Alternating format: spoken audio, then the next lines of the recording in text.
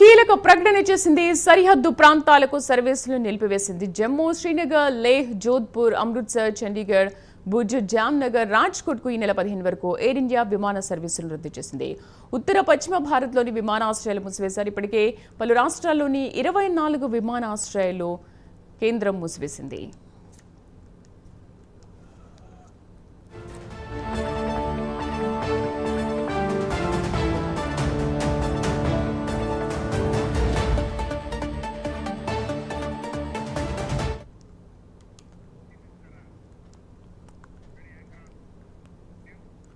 Right, air India కీలక ప్రకటన చేసింది. సరిహద్దు ప్రాంతాలకు సర్వీసులను నిలిపివేసింది. జమ్మూ, శ్రీనగర్, లేహ్, జోధ్పూర్, అమృత్సర్, చండీగఢ్, భుజ్, జామ్నగర్, రాజ్కోట్కు ఈ నెల 15 వరకు ఎయిర్ ఇండియా సర్వీసుల్ని నిలిపివేసింది. ఒకసారి మూసివేసిన విమానాశ్రయాలు మళ్లీ చూద్దాము.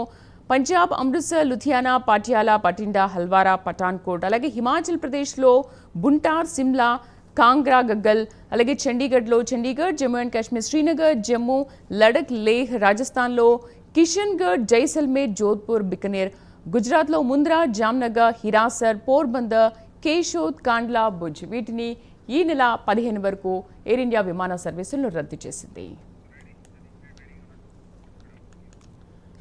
ఇక పూర్తి సమాచారాన్ని మా కరెస్పాండెంట్ సతీష్ నాయుడు అందిస్తారు. సతీష్ నాయుడు.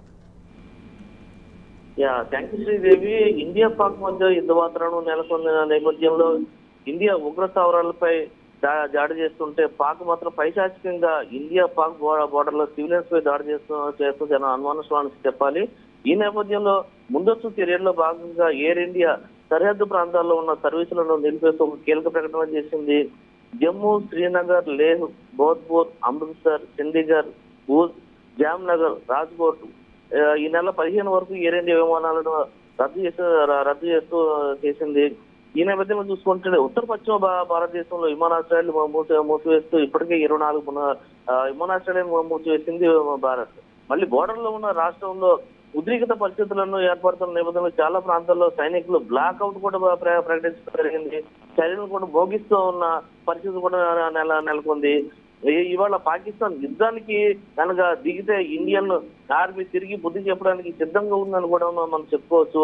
ఈ ఉద్రిక్త పరిస్థితి మరింత పెరిగితే కనుక మరికొన్ని ఎయిర్పోర్ట్లను రాకపోకలను నిలిపేసే అవకాశాలు కూడా ఉన్నట్లు తెలుస్తుంది.